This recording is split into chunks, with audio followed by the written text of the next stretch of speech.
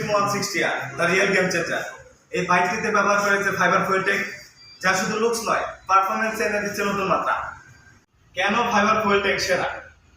হালকা ওজন, দ্রুত গতি ও সহজ হ্যান্ডেলিং।